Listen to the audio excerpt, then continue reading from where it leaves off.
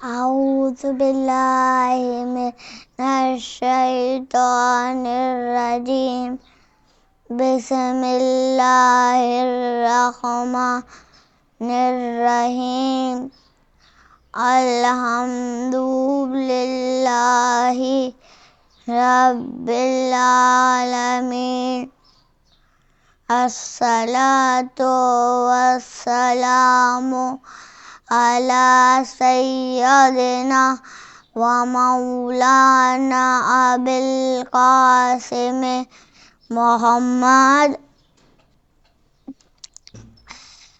بے شک جو بھی رسول یا بی بی فاطمہ کے در پہ آئے وہ کبھی خالی ہاتھ لوٹ کے نہیں جاتا.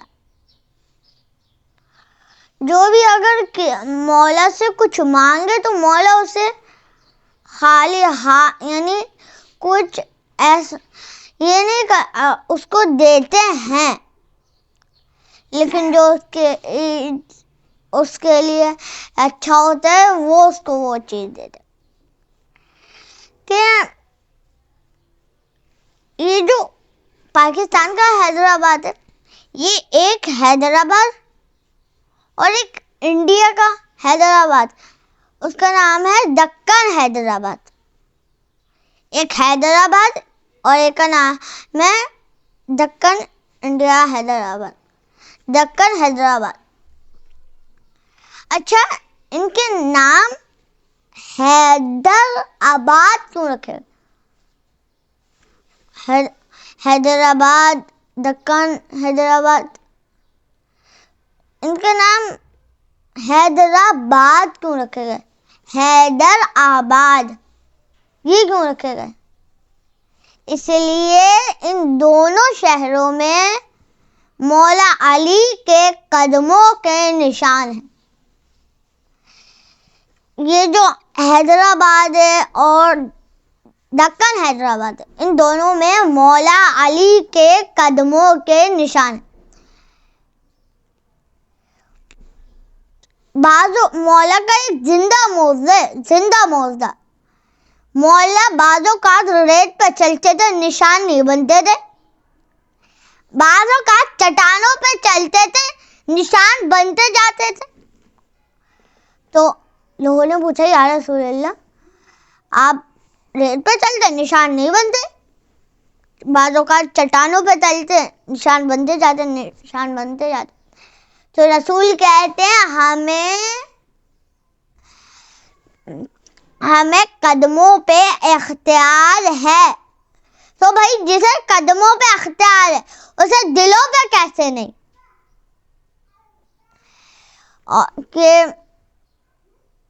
اور میں آپ کو دکن حیدرآباد کا واقعہ سناتا ہوں کہ جب پاکستان نہیں بنا تھا، پاکستان نہیں آباد ہوا تھا، یعنی قائد اعظم بھی نہیں تھے، یہ ایسے کچھ نہیں تھا، بس دکن حیدرآباد ایسے ویسی چیزیں تھی. تو جب کچھ بھی نہیں تھا تو یعنی بس چھوٹے چھوٹے ملک ہوا کرتے تھے. ایسا نہیں ہوا کرتا تھا کہ چھوٹے چھوٹے شہر ہوا کرتے تھے، گاؤں بھی ہوا کرتے تھے. ایسا نہیں ہوا کرتا تھا کہ پورا ملک، ایسا نہیں ہوا کرتا تھا. اس وقت شہر میں صوبے بھی کہاں ہوتے.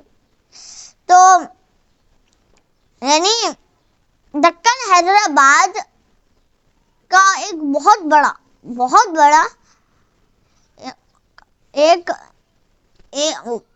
بڑا تھا ایک نواب. ہم لوگ اردو میں کہتے ہیں نا راجا کے میننگ، اگر نواب کو دیکھے تو نواب کے میننگ بھی راجا ہی ہوں گے. اور بس احترام میں بول دیتے راجا صاحب. اب راجا صاحب، نواب صاحب، تو یعنی یہ بھی ایسے بولتے ہیں. تو ایک نواب تھا یا بادشاہ کچھ بھی کہہ لیں، نواب یا بادشاہ، نواب تھا تو اس نے ایک مصرع لکھا، اگر علی ایک ذرے پہ نظر قلم کر دے تو کیا ہوگا. اب اس کے آگے نہیں آتا اسے. اب جب اس کو نہیں آتا تو اچھا اب وہ پھیلا دیتے بات کہ جس نے بھی مجھے اس کا آگے والا مصرع لا کے دیا نا، بتایا، میں اس کو انعام دوں گا. اچھا اب ہمارے اگر بچوں کی برتھ ڈے ہو یا اگر کوئی بڑا کام کرے تو ہم لوگ دے لیتے نا، کوئی گاڑی چھوٹی سی جو ریموٹ والی گاڑی ہوتی ہے یا پھر کوئی کھلونا، ایسا کچھ دے دیتے. لیکن ہم لوگ ایسی چیزیں دیتے، بادشاہ کتنے گنا چیزیں، کتنے گنا بڑھ کی چیزیں دیتا ہوگا. اور بادشاہ کا انعام ایسا ہے تو ہمارا اللہ کا انعام کیسا ہوگا. اب وہ کہتے ہیں تو یعنی پورے شہر میں بات پھیل جاتی ہے، اب سب ڈھونڈنے لگ جاتے ہیں یار. اس لیے بادشاہ کا انعام مثال کے طور پہ دے دیتا ہوں کہ 1-2 زمینیں. بادشاہ کے لیے تو زمینیں یعنی چھوٹی چھوٹی یعنی زمینیں ہی کچھ ہوتی نہیں ہیں. اب بادشاہ کے پاس تو پورے شہر ہوتے ہیں نا، شہر پہ حکومت کرتے ہیں. تو اب بات تو پھیل گئی. تو ایک بندہ تھا، اچھا اس نے 13 رجب یعنی رجب کی مہینے میں 13 رجب کو اس نے دعا منت مانی کہ اگر مجھے مولا سے منت مانی کہ 13 رجب کو کس کی ولادت ہوتی ہے؟ مولا علی کی نا. تو اس دن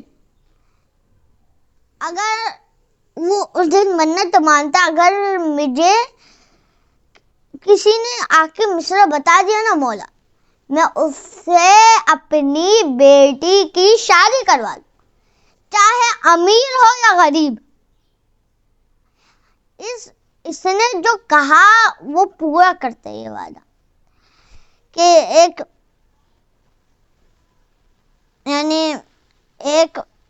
ایران عراق جو عربی والے ملک ہوتے ہیں یا پنجابی والے، تو ان میں سے ایک یعنی ان ملکوں میں ایک بندہ رہتا تھا، غریب تھا، طالب علم تھا. مولا کی ذریعے پہ آیا اور کہا مولا میں اتنے فاقے کرتا ہوں، اب بھائی مجھ سے صبر نہیں ہوتا، اب مجھ سے سہا نہیں جاتا. مولا مجھے کچھ عنایت کرے، مجھے کچھ دے. مولا اچھا میں بولا تھا نا شروع میں کہ جو مولا سے مانگتا ہے مولا اسے خالی ہاتھ اپنے در سے جانے نہیں دیتے. اور مولا آئے اس کے خواہ میں کہا یہ میں تمہیں اس کے آگے والا مصرع بیان بتا رہا ہوں، تمہیں سکھا رہا ہوں، تم فلاں بادشاہ کو بتا دینا. تو وہ کہتے کہ مولا کیا کہتے کہ وہ آسمان میں جا کے سورج کا کام کرنے لگ جاتے ہیں. جیسے ہی وہ سنتے پھر بس سے دھکے کھا کے بصرہ پہنچتے، بصرہ سے پانی کے جہاز میں بیٹھتے. پھر جب کہتے ہیں لوگوں سے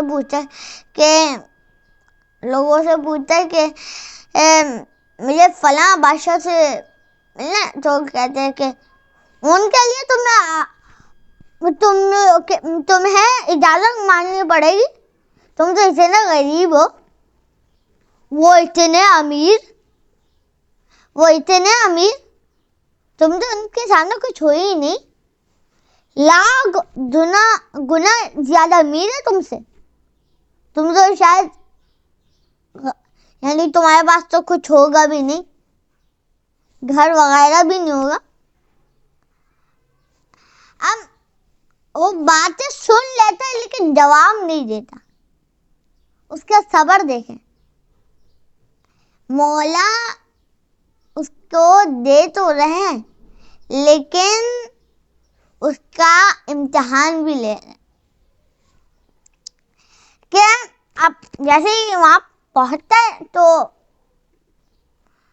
اب وہ بادشاہ یعنی دروازے پہ نوک کرتا ہے، تو دروازہ کھلتا ہے، کہتے ہیں مجھے بادشاہ سے ملنا ہے، ایک دوسرے کو بتاتا ہے، دوسرا تیسرے کو بتاتا ہے، تیسرا چوتھے کو بتاتے، ایسے پھر بادشاہ تک پہنچ جاتے۔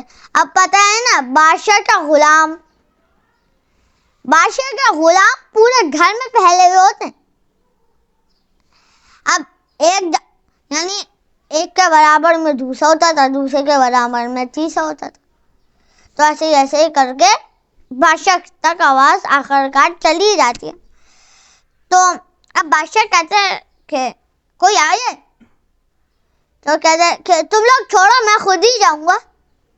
اور وہ جاتے فون سے، وہ کہتے ہیں آئیے تشریف لائیے، تو کہتے ہیں کہ وہ آسمان پہ جا کے سورج کا کام کرنے لگ جاتے، جیسے وہ سنتے وہ کہتے ہیں کہ ان کے لباس بدلیں، ان کا نہانے کا انتظام کریں، تو وہ حیران ہو جاتے، یہ بھائی کیا بات؟ تو کہتے ہیں کہ کس کا نکاح ہو رہا ہے؟ تو کہتے ہیں آپ کا نکاح ہو رہا ہے۔ تو اب جب وہ پہنچ جاتے ہیں تو یعنی انتظام ہوتا ہے، تو اب وہ کہتے ہیں کہ یعنی لوگ کہتے ہیں کہ بادشاہ صاحب آپ اتنے امیر اور اس غریب انسان سے اپنی بیٹی کی شادی کریں، تو وہ کیا کہتے ہیں کہ دیکھو میں منت مانی تھی 13 رجب کو، اگر مولا نے مجھے اس کے آگے والا مصرع بیان کر بتا دیا تو میں اپنی بیٹی کی شادی اس سے کر دوں گا۔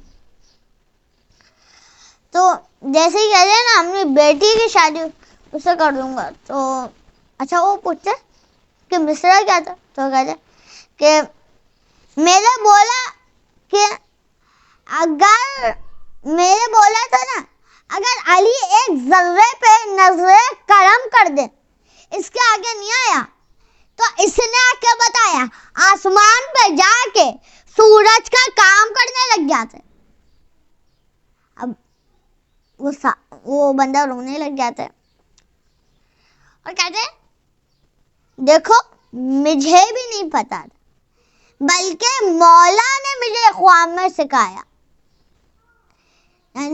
یعنی مولا کسی کو خالی ہاتھ جانے نہیں دیتے۔